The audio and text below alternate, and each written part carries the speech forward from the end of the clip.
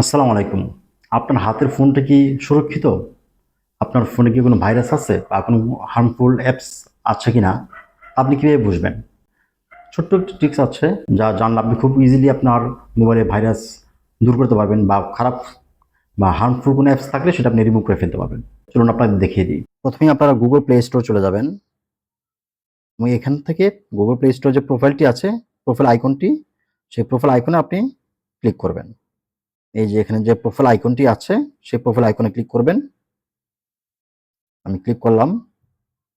Click করলে দেখেন এখানে একটা অপশন চলে আসছে প্লে প্রোটেক্ট। এই প্লে প্রোটেক্টে আপনি ক্লিক করবেন। প্লে প্রোটেক্টে ক্লিক করলাম এবং এখানে দেখেন স্ক্যান করার একটা অপশন চলে আসছে। আমরা এখন স্ক্যানে ক্লিক করছি।